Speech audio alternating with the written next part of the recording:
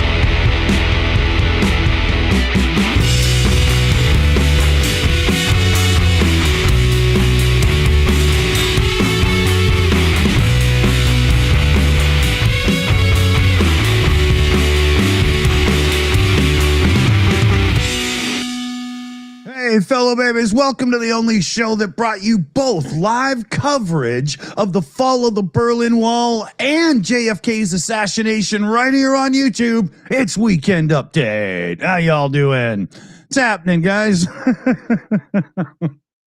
Hey, it's all true. Dunk went into a complete sneezing fit just before the show, and I don't think he's quite done yet. That's not quite news. Well, it's maybe noseworthy. News is what we make it. Oh, no. Yeah, once it gets into Reuters, that will be interesting. Yeah. Hey, they might have to cover that soon just to get away from Trump. So, you know. But speaking of get away from Trump, we can do that right away because Commander McMillan here is going to take us to Mexico for some breaking news. And I'm sure he's got a little more than just breaking news for this part of the story.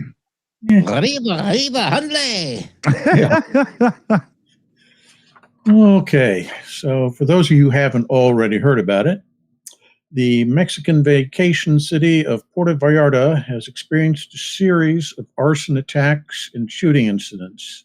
This occurred yesterday, likely in response to a federal government attempt to capture, kill a prominent drug cartel leader, according to a high-ranking Justice Department official. Nemesio El Mencho Cervantes, head of the Jalisco New Generation cartel, also used or identified by its initials JNGC, which is one of Mexico's most powerful narcotic smuggling networks, was killed in an attack by government forces.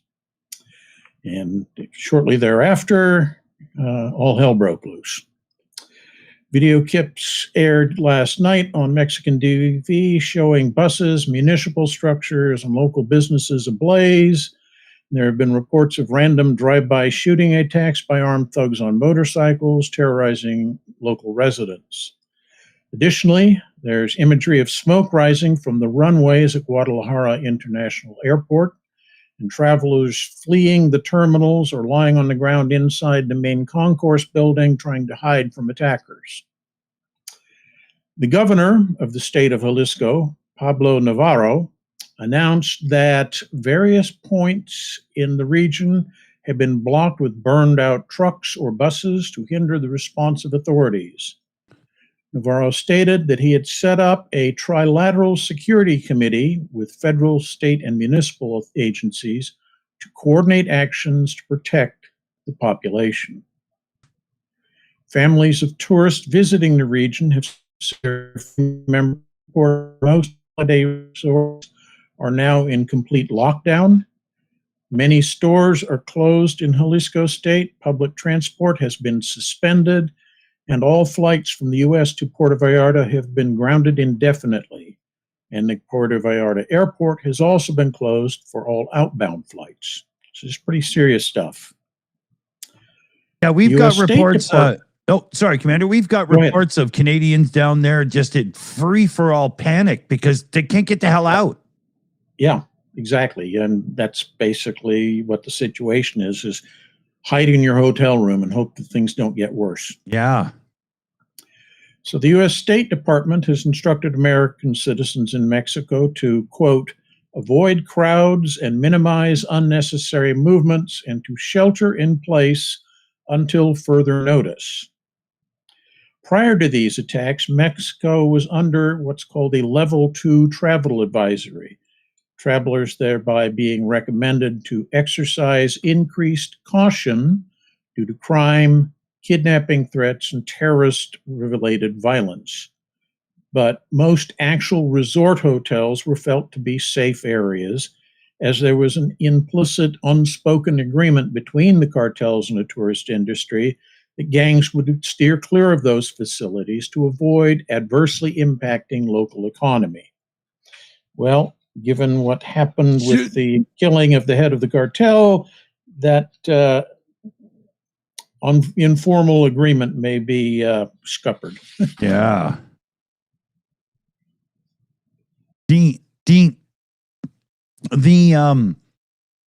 There's a lot to this because at first glance, you've got some trapped tourists, you've got some people panicking, you've got all kinds of chaos going on because there's going to be grab for power, and that's always brings out violence in very big drug-related criminal enterprises.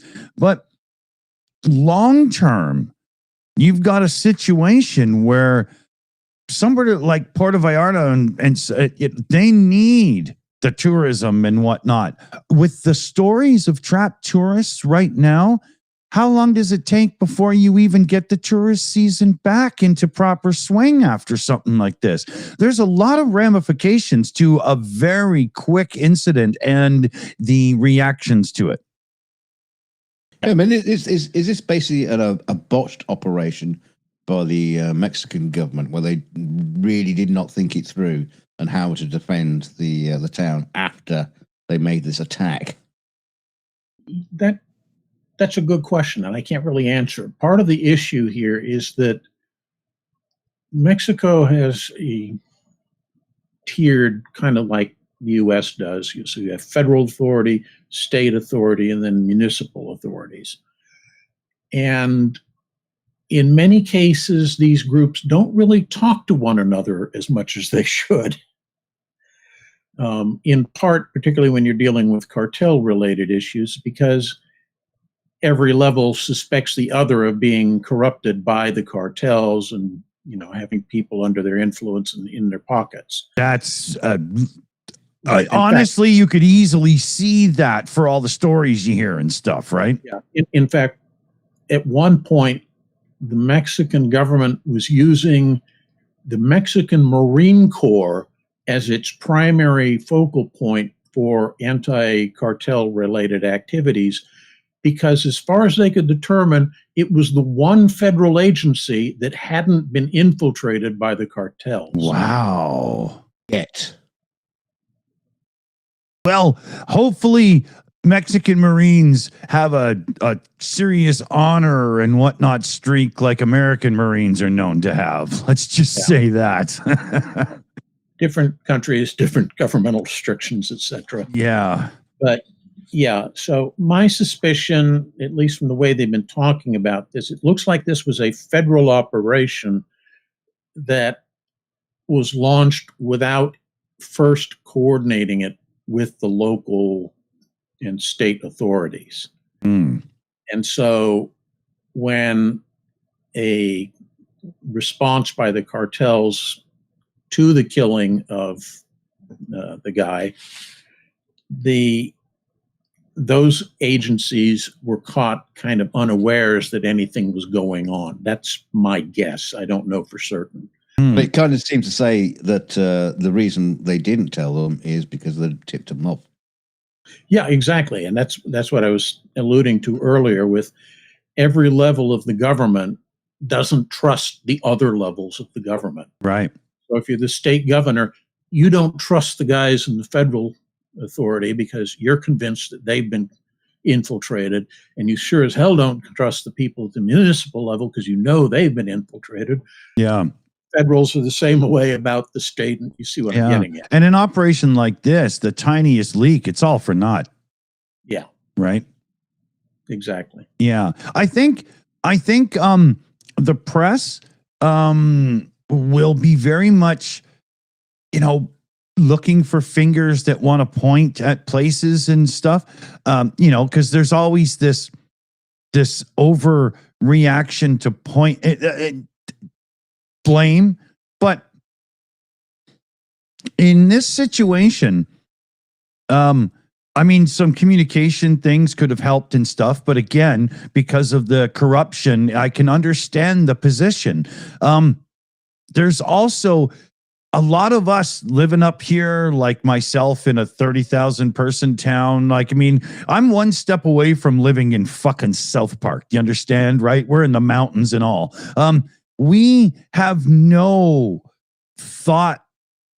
We have no experiences within our lives that could lead us to truly comprehend what it's like to have these raging, ravaging, free-range sort of drug-like cartels and activities and stuff. And the thing that and I don't want to be pejorative here against Mexico, but one of the things we forget is that government officials, especially like police and such, are not particularly well paid. Yeah. And the cartels have, so much problem with money that they have to buy houses and turn them into makeshift banks. Yeah. Store literally mountains of cash. Yeah. It's easier to burn money than it is to bother buying firewood for your fireplace, right?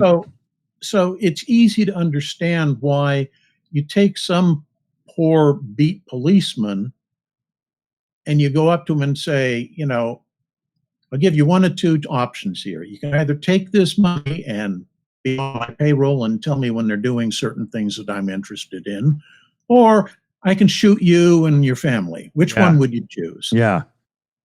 Yeah. Make the mob look nice. Yeah, exactly. So, I'm sympathetic to their plight, and it's you come away from this and you have to say to yourself, well, the operation was successful in as much as they got the guy they were aiming for, but the fallout from the operation, which probably nobody gave a whole lot of thought to, spilling over and causing huge problems. Yeah, big civilian issues, not just. Well, here's the thing: what is it beneficial to take out one person who? Okay, he's the lead of this cartel, or is it just like basically kicking an anthill? They'll just restructure. Well, there'll be a lot of struggle. Yeah, they will restructure, so there will be a period of confusion and fighting while each group wants to come out ahead, and you may get other groups than this particular cartel that are wanting to break into this particular region, so they're going to send in their squads to do stuff, and you get a lot of fighting going on over turf wars. And during that 6 month to 2 year, 3 year period, while that's all sorting itself out, the influence and power of the cartels is brought down. And hopefully at that point, you can then start using that hiatus, that very temporary hiatus, to start fixing other problems. Yeah. I think that's the line of thought that they're engaged in. And I hope, Commander, in that line of thought, that they're prepared to take positive action that makes a difference during that transitional period where you can benefit from the chaos and fluster, right? Yeah. I have somebody whining at the door. I heard it. Yeah. But Dunk, is like I was saying there, for a lot of us, we don't have a frame of reference to a situation like this, right? No clue whatsoever. Can't even imagine it. Exactly. And I think for a lot of people, tourism wise and stuff, the effect that this will have, there's mostly people that are going to Puerto Vallarta. I mean, I've seen, car shows go there and whatnot. The folks there partying and whatnot are not those that are used to this kind of thing. It's going to have an effect. Oh, here we go. Here, let me get you highlighted there. Okay, you can get down now. Yeah. You want to get your money back. Jumping up, but when you want her to come up, she won't do it. Yeah. For a hound dog, it's got a different look, but good looking. Anything else we should cover on this? I think it's too early because it literally started last night. Yeah. Has there been any top details? Really have not started coming out. I can't even see. I haven't seen any real response from top government yet, other than just reactionary to the moment responses. No. What's her name? That cool chick that runs Mexico now. What's her name? That was one of the conjectures I read in a couple of the stories I used as source material for this.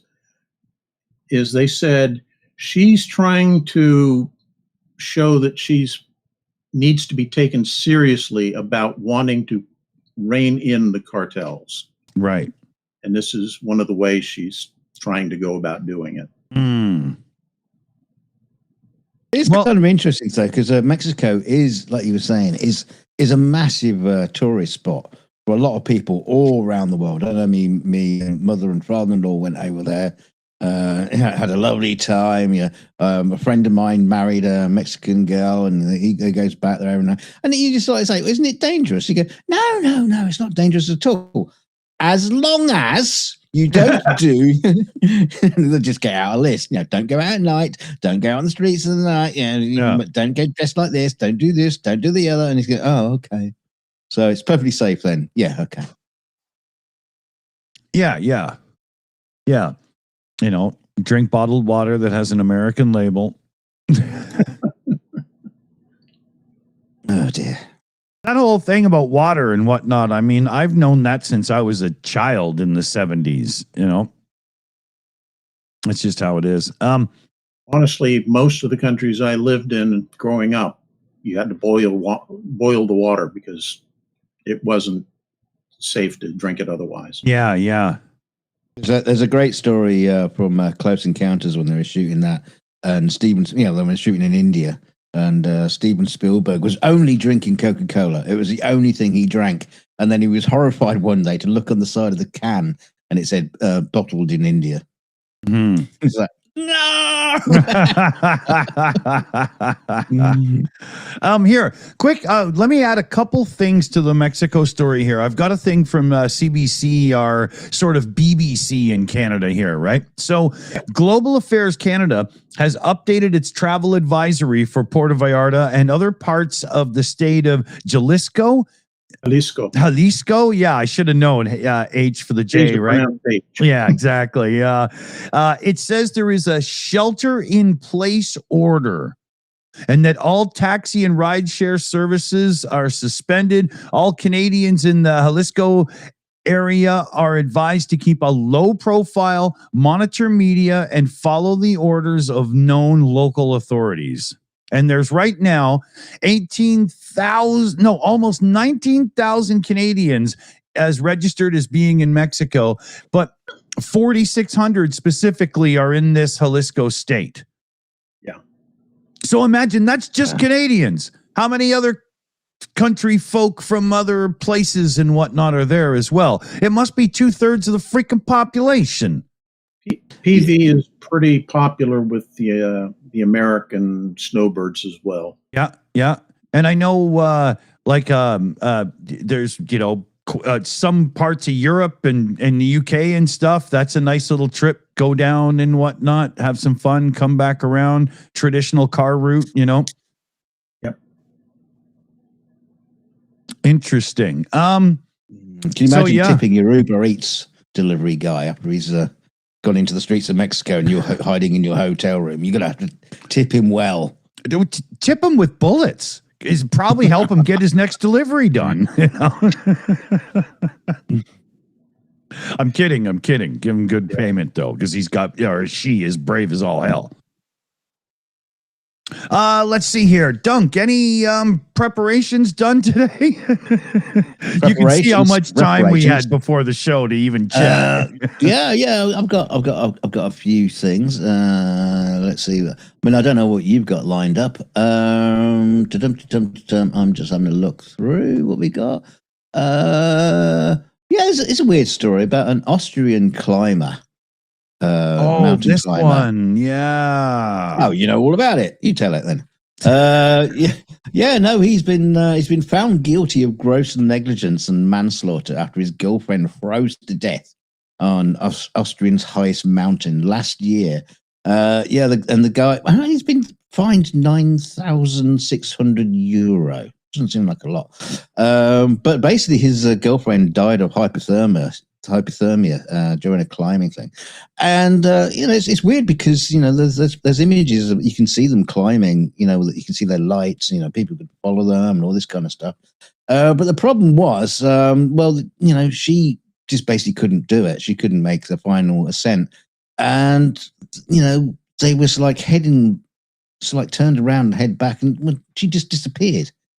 And he wasn't sure what to do, and apparently, it's. I tell you what, this story is a bit twisted because it tells so many different versions of the same event. That basically she told him to go and get help, but she disappeared, and it's all very, very strange. Rescue team found her, upside down, somewhere on the mountainside. And basically she'd frozen to death. It sounds to me like a horrific accident. Nothing malicious was involved, but he didn't he didn't call the police or mountain rescue or anything till it was just way too late. And apparently he was a conversation with the police, and he was basically saying to them, "No, everything's fine." So why he did that, I don't know.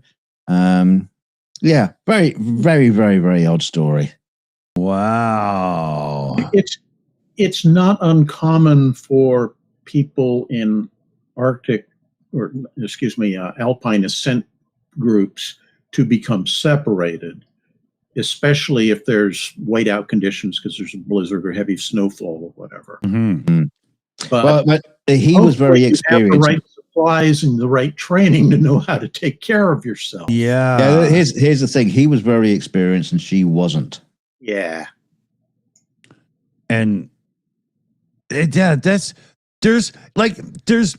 when you hear this story, there's parts of it that make it sound like, there could have been an honest accident, but there's so many screwed up behaviors to the aftermath and how the person deals with it that it makes you very uneasy. Yes. Here's interesting. I'm assuming this is an accurate statement. One of the people in chat said, this was not his first incident with a lady climber. Holy. My tenor are all a quiver. Yeah. Your spidey senses. Yeah. Did he learn to climb just because he could use it as a disposal service or something? What's going on here, Wow. Okay, now now it kind of explains why the levels of this story are kind of weird. Yeah. Yeah. One incident of your companion climber dying, I can write that off as an accident. 2, Yeah, there's something awfully suspicious going on here. dude. Yeah, exactly. Right. And Wow. if it happens the third time, we take him out and stake him to this peak. Exactly. Yeah. Yeah. We need crucifixion at 3,500 feet here, you know? Holy. There's some crazy going on there for sure. And, well, the thing is, he's got a 5-month suspended sentence as well. What? So, even if it is like, proper manslaughter, seems like a awfully, low sentence. Yeah. And it being suspended at the same time. I mean, apparently he had a clean record, but chat says otherwise. Wow. I wonder, is this guy wealthy? Because it sounds to me like. Well, if Epstein Island is closed, how are you going to, conduct your snuff films? You got to do it somewhere. That's a very good point. A very good point. Oh, man. So this is something I guess we're going to have to take another look into in the background and see if we can't come up with the story of the first one for the next time we all see each other here. Very, very, very interesting. How about the story of the guy that was shot and killed, armed, trying to get into Mar-a-Lago? I haven't even read the story yet. We'll go through it together here, but don't you already got this feeling that they just kind of. Apparently he was seen with or found afterwards with a shotgun and a can of gasoline. Interesting. Yeah. Interesting. Although somebody later said, no, it was actually a weed whacker and the gasoline he was using to fuel it. yeah. Well, Gardner and Stephen Miller didn't have anything else to shoot at that day. Oh, that wouldn't surprise me. Yeah. Got bored of clay pigeons and just went at the staff. Yeah. I mean, apart from anything else, he was. I mean, they say this the attempted shooter and stuff. Even if he had a gun, that's not an attempted shooter. No. It's trespassing. Yeah. Again, maybe he was legally licensed. Point, if it's a shotgun, which is fairly recognizable, you have to get pretty damn close to be able to use that as an effective weapon. Yeah.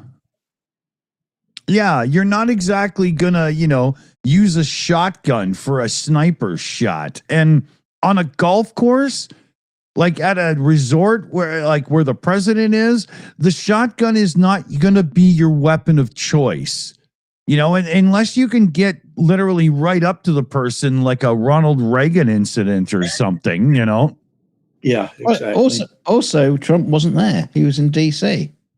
Oh, that's a technicality. Yeah, this just reeks of distraction. I wonder who this poor guy really was, He has been named. How many months since the last attempted assassination of Trump? You have to keep his name in the press as, those radical lefties are trying to get me again.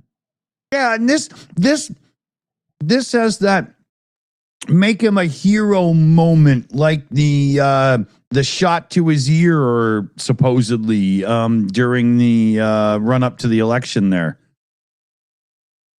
They keep doing this, he can survive anything. He's our, God King, Jesus figure. The name Stalin or Man of Steel was already taken. So trying to make, Man of Gold seem like the appropriately, I'm completely invulnerable to normal firearms. Can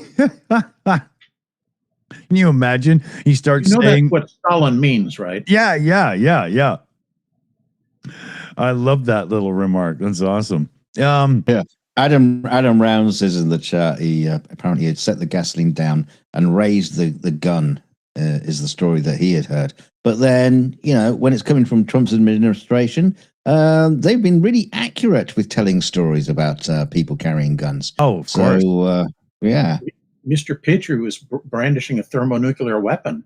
Yeah. He's a 21-year-old Austin T. Martin. They're wondering right now because he lives in North Carolina, and they're wondering where he got the weapon. This is what they're looking into right now, wondering if he purchased it on his way or was it from his home state. Who cares? I don't understand how that is. You probably have to have a gun in your gun rack to buy gas. Yeah, exactly. Yeah. Where else are you going to hang the rabbit that you just ran over in your pickup truck so you can get it home? Remember, I had to go down to North Carolina for an investigation when I was at the DODIG's office, and we stopped for lunch at, I don't know, like McDonald's or something.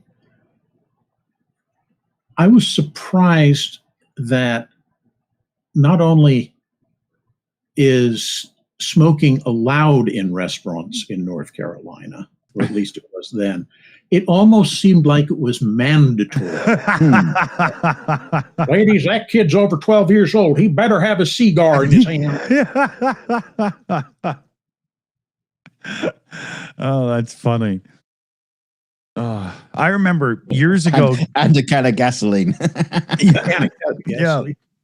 We played a gig years back, Commander, way down in the South in America, and it looked like the bar had this cool like marbling or something to it. So we did our sound check on stage, and then I jumped down, ran over to the bar to get a drink. It was a urinal. Like the whole front of the bar was a pisser, man. And you could literally just pull out and have a pee. Ingest at one end and expel at the other end simultaneously. Exactly. Wow. So I ran back to the stage and I said, okay, guys, no fucking shaking hands in this bar tonight. Yeah. Just that, man. Yeah. They're like, what? I say, go get a beer. You won't believe your eyes. That's insane. Yeah. Anything else in here I should let's see here. He gained access near the north gate when a guest was leaving the property. Is about the only other thing that I can find in the thing. He snuck in. Drive onto the property or just I walked. I think so. The gate opened and he did the sneak through like you see in the 70s PI shows. That's literally what happened. But with the cameras and the security and the president and Mar-a-Lago and all of this stuff, I highly doubt. Mar-a-Lago, he's in DC right now. Yeah, but even still, there's no way that place has such lax security that you could just hide behind a tree and wait for somebody to leave and run through the gate. They literally would have been on him so fast that they're, the other guy got onto the golf course at Mar-a-Lago, didn't they? Yeah, I guess maybe it's just a free-for-all. I mean, I just would have thought it, like it just sounds so Bugs Bunny. It's just like so much associated with this administration. Yeah, I mean, I can almost hear the violins going do do do do do do do do do do do do do as he sneaks through the gate. I can't remember which movie it's from, but there's a scene where some kid is going, he can't see me, because he's holding his hands over his eyes. You almost come away from this incident with, what did he think if he closed his eyes they couldn't see him or something? Yeah, And I mean, like a few people in the chat, like, golf course, big and all. I get that. But this is one of the entrances and exits to Mar-a-Lago. I just would assume that, you know what I mean? Yeah, he should have just blacked up and gone in through the works entrance. Yeah. Just take a crash course in Spanish. No, man, I'm just staff, Yeah, take a leaf out of Bugs Bunny and dressed up as a sexy chick. I'm here to entertain the president. Oh, they'll hand you an 8-foot tall martini glass and tell you to dance for 3 hours. Yeah. So, I don't think there's much more to cover about that because nobody got anywhere close to the God King. The person had the wrong weapon, a stupid plan, because they got caught so quickly it's not funny. Yeah. And I'm almost wondering if this guy actually didn't get killed somewhere else and they just used this as yet another distraction, to be honest. I Who wouldn't put knows? it past them at all, man, really, you know? Yeah. So, yeah, there we go. We've got lovely, lovely news for you. We'll make you smile like you've never smiled. I don't know. Well, here's one for you. This will make you smile. Because, President Trump, in his infinite wisdom, went onto Truth Social saying that he was going to send a boat to Greenland full of medical supplies, a hospital ship, because many people on the island are sick and not being taken care of. And so he was going to send an entire U.S. hospital ship to take care of the people on the island. And Greenland, and Greenland's prime minister has, asked the U.S. president to talk to him instead of making random outbursts on social media. And basically also told him, no, thank you. More to the point, he can't. Both of the hospital ships are currently in a yard period being upgraded. So they're not available. Well, that doesn't stop him. in his head, he just says these things and they're done. Yeah.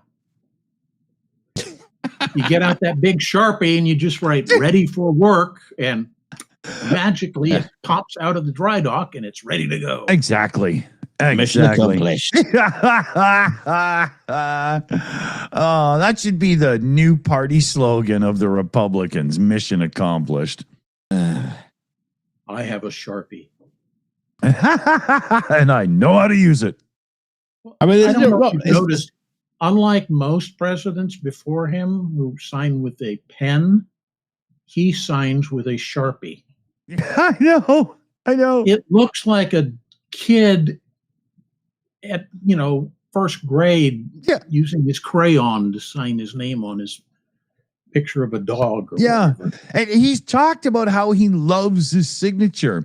And I truly believe the Sharpie is because they practiced showing him on camera holding up his signature. And he was like, no, I can't see that enough. It's got to be bigger. Yeah. It's totally an ego play because it's got to be big enough so that you can easily see that Donald Trump script. What he needs is a big quill. Yeah. Big feathery quill so he looks great on camera while he's signing stuff. Yeah. Okay, quick reminder here, everybody. We do the show in 2 parts these days. So part 2 is coming up. There's a link in the live chat. It will be a link. It's in the description, and there's a redirect as well. I bet today's redirect works better than it has recently. I'll tell you why later. If it does, then I know I'm right. So don't forget to join us for part 2 here. I want to jump to a thing here. Laura Loomer posted on Shit Social. And here's the thing, because all hell's about to break loose, I do believe.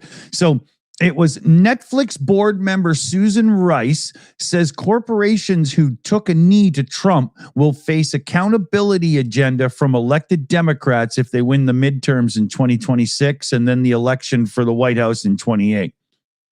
And then she goes on here. Does Netflix stand by their board member threatening half of the country with weaponized government and political retribution for choosing who they want to? Are you fucking kidding me? I can't even get how. She says this is as denial is an admission of guilt. Yeah. No, she says this is as anti-American as it gets.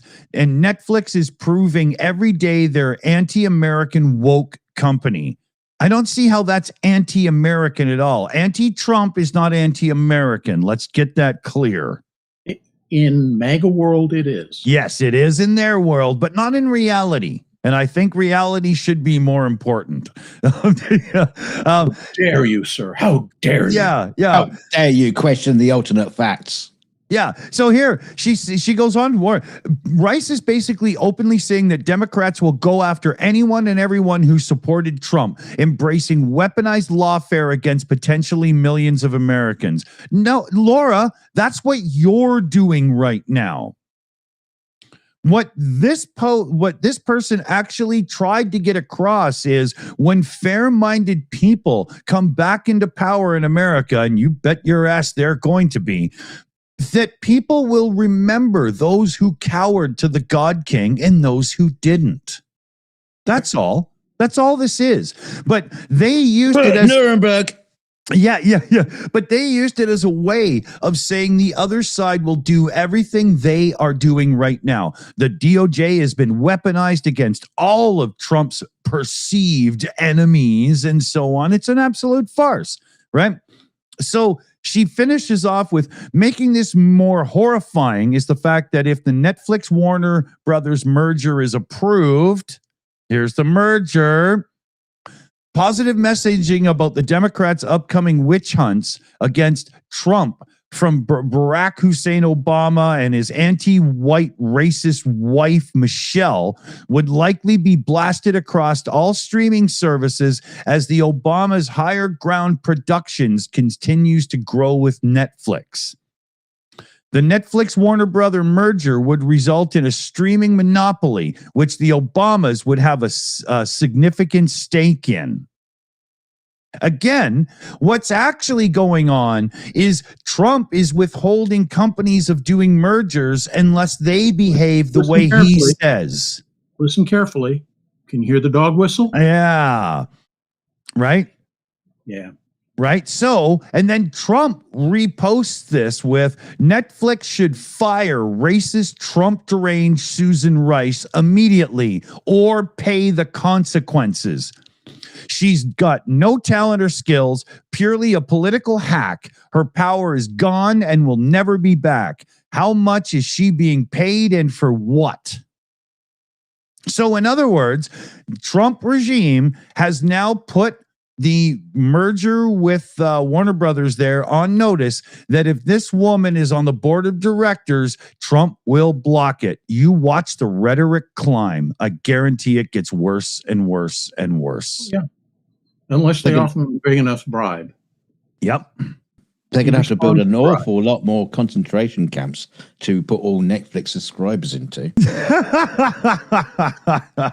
Well, the good thing is we're no longer getting Hillary being blamed for stuff. Now it's just the Obamas. Yeah. You know, but I suppose another, 4-8 years hence, when he's in his 19th term or whatever, then he'll be blaming Biden for everything. Yeah. But here you've got open admission that, that whole thing, you usually accuse others of acting the way you yourself would act. So we know that the DOJ is being weaponized against anybody who went after Trump in his lifetime. And the FBI is basically the same thing. Now, these guys are flipping out over one person's one statement and saying that, no, the other side will weaponize. Here's the thing. If the Dems do win the House coming up, get the power back, and then they win in 2028 for the White House, there are people like Kristi Noem, Pan Bondi, and a few who are going to have to answer for their actions under Trump. And that will reinforce to some MAGA that it's being weaponized against the right. It's going to be hard. They've committed all sorts of illegal acts while they've been in their positions. No, that doesn't matter. Exactly. So the messaging is going to be very important as this does play out over the next 8 years, because I hope people are held accountable for this stuff. And but they're laying the groundwork. They're within their own core base. And it's hilarious that, I'm sorry, if you're a Magite and you're listening to my voice, if you're stupid enough to think that the Democrats are going to weaponize and the Republicans aren't right now, The school system failed you, your parents failed you, and please don't take a job in public service because we don't want to fucking hear from you either. Or own anything pointy. Yeah. You all get a little stabby when you got pointy things, and we don't want that. You have to put corks on the end of their forks so they don't hurt themselves. Yeah, corks for forks. Yeah. New products sold exclusively to Republican MAGAs. Get yours today. What do we got for time here? Because we do have part 2 coming up. Okay, we're not too bad yet. Commander, anything you want to jump in with, or do you want to save a... Sure. I've got one other story, and then I figure since you had the picture behind the second half as being something to do with Iran, I'll just talk till you get bored with me talking about what's going on with Iran. Yeah. My prepared story. So, the new Japanese Prime Minister, Sanae Takaichi, has pledged to end, quote, excessive fiscal austerity, unquote, to boost long-term investment, highlighting her administration's commitment to revitalizing the economy. She has also vowed to set up specific indicators and put them in place to measure progress in getting Japan's finances back under control. So, wow. For those of you who aren't aware, she came into office fairly recently, and while her party is the Liberal Democratic Party, it's actually the Conservative Party in the Japanese parliament. Okay. So Takaichi is known as an advocate of loose fiscal and monetary policy. She led the party to a landslide victory in early February general elections. She promised to boost government spending and suspend a very unpopular 8% food consumption tax. Her campaign platform sparked a massive sell-off of Japanese government bonds and the yen last year as investors, already concerned over Japan's extreme debt burden, worried about how her intended reforms were going to be used to fund big spending plans that she had announced. Because it does seem contradictory. Yeah. In Japan, the government typically sets out a single year's budget where expenditures are appropriated for just that 1 year instead of stretching projects across multiple years to fully fund them. This is done in order to allow Parliament to carefully scrutinize spending targets. Takaichi's party is proposing instead to have budgets now drafted in such a way that spending can be managed under a multi-year framework. However, in a recent speech to Parliament, Takaichi clarified that we will not adopt reckless fiscal policies that undermine market confidence, promising to generate necessary revenues by cutting existing subsidies rather than raising taxes. Okay. Responsible, proactive fiscal policy was her campaign slogan, but turning that phrase into actual legislation is going to be difficult, as boosting spending while cutting taxes risks fueling runaway inflation. After decades of heavy government spending, Japan is saddled with a public debt that's almost twice the size of its economy and is the largest in the developed world. Nearly 60% of economists polled by Reuters said that they were highly or somewhat concerned over her proposed 2-year food tax suspension, because that's a tax that was generating a considerable portion of the government's revenues. Her opening speech to Parliament was somewhat conciliatory, laying out her ideas for lifting growth potential in a country with intensifying labor shortage and a rising social welfare cost for its rapidly aging population. Takeichi's 2026 budget plan, drafted in the midst of the market rout, defies widely held perceptions of her administration being prone to massive spending. While it did hit a record $783 billion, much of the increase in expenditures comes from local allocation tax grants and debt servicing costs, not new projects. So much for boosting public spending. The primary government deficit for 2025, the year preceding her victory, is reported to have been smaller than it was in 2019, before the pandemic, and the smallest in the G7 advanced economies. Well, okay. So she's coming off of that, having done a lot to stabilize things. So there's a fair amount of room to play with figures here. Yeah. Now, this is an interesting quote from a Toru Nakazato, who's an economics professor at Sophia University. He said, "There's a huge gap between Takeichi's actual policies and how her campaign promises are perceived by the media and the markets. Uh-oh. Filling that gap may be amongst her biggest challenges." So, in other words, while she promised that she was going to, increase public spending to help boost the economy and so forth, and lower taxes, it looks like she's not doing it quite as severely as many had predicted. Right. That's causing her opponents to see her in a little more favorable light, while her own party's now looking at her a little skeptically. Right. Watch her cross the aisle. Yeah, exactly. So it's going to be interesting to see how this all plays out over the course of the next several months.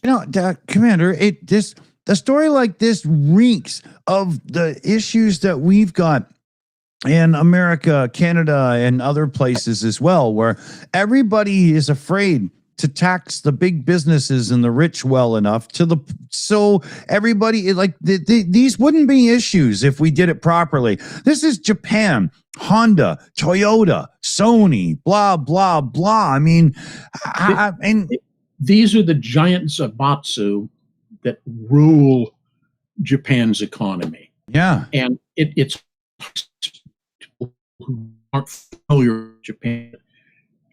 These are, for lack of a better word, think of them as feudal entities because they each have their own specialty, like cars or electronics, but that doesn't mean that's exclusive. So they all have their own banking, their own insurance, their own auto industries, not just in, say, Nissan or Honda. Or yeah. They have their own shipbuilding industries for each one of these. It goes across the spectrum. Yeah. Toyota, so like you piss off the Zaibatsu, bad things happen to you politically. Yeah. I mean, people don't realize Toyota, spelt with a D, Toyota, in Japan is a massive wealth family before automotive even kicked in, right? Well, in fact, many of the families that own those giant Zaibatsus are the families that ran Japan before World War II. Yeah.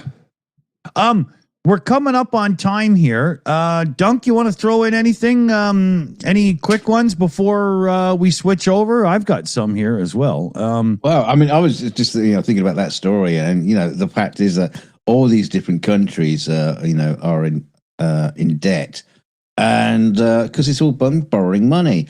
Now, the thing is, you talked about this before. It's just like, when you're, you get a subscription to a channel and someone else subscribes back, or just to say becomes a member and stuff like that. Yeah, they trade that fucking $20 around, right? yeah. But that's still $20. But this is like trillions and trillions of dollars. I mean, there's got to be a loan shark somewhere who's actually sitting on all this debt and making a fortune because his name is Satan. All right. Okay. Let's see. I just let's see what we I got. think part of it is that so many governments have gotten into the habit of buying popularity through social programs. Yeah.